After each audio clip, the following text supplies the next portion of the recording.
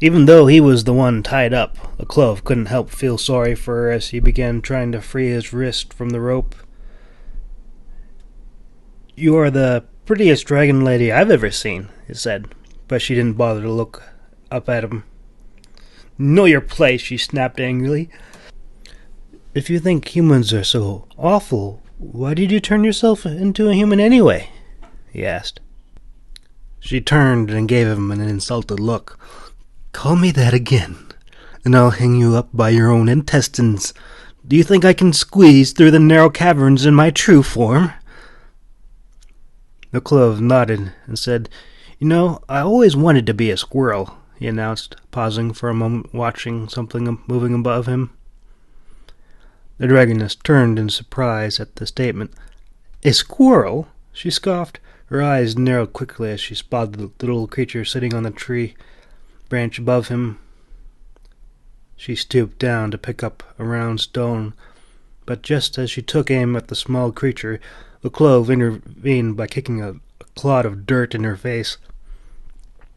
The infuriated dragoness cursed, dismayed, but just as she managed to get the dirt from her face, a lonesome, bone-chilling howl echoed through the darkness, causing her to pause and listen.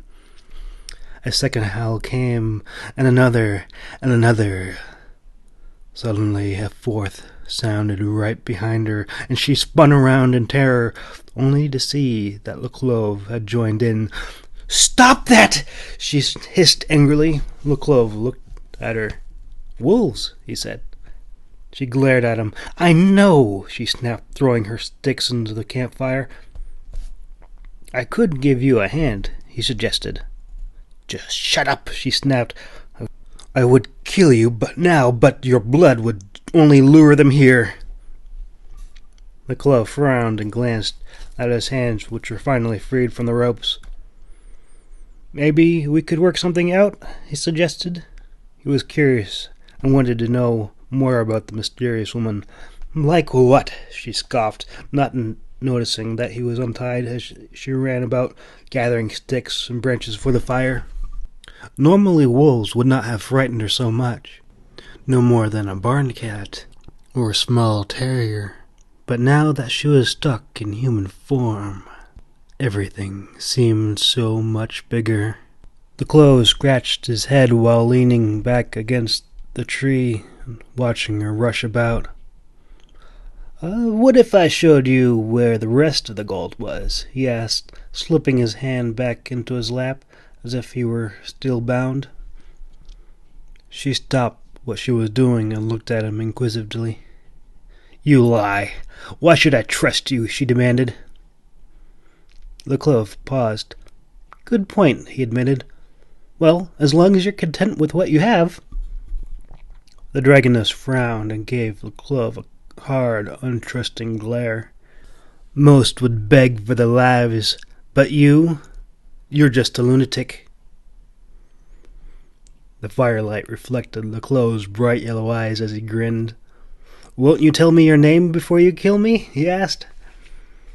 The dragoness paused and gave the clove a sharp, annoyed look. "Ha! So you can come and haunt me in the afterlife. I'm no fool. I regret having to end your life, but that is the only way it can end. Get some sleep, because I will kill you in the morning." The clove blinked. "Really?" he asked, with surprise in his tone. The dragoness whirled around. "Yes. I doubt you would be so kind as to let me have a few last words before you cut me into pieces while I slept," she growled as she walked over and jabbed him sharply in the chest with the pointy stick. The clove didn't so much as flinch. "You aren't like most dragons, bloodthirsty, greedy for gold, and smelly," he said, still pretending his hands were tied. "Huh, shows how much you know. How many dragons have you met anyway?" The clove nostalgically tilted his head back. "Oh, just one. A really big, ugly one that terrorized villagers and ate little children." He looked at her. "Do you eat children?" "Who's the dragon you speak of?" she demanded heatedly. A clove held the woman's angry gaze and answered coolly, "Enthrallin'." The dragoness scowled in disgust. "Enthrallin'? He was banished long ago. How dare you judge us by one ousted castaway? What if I judged all humans after meeting one ignorant, deceitful roach like you?" she demanded. He grinned. "Well, my name is a clove. What's yours?" he asked, and held out his hand to shake hers.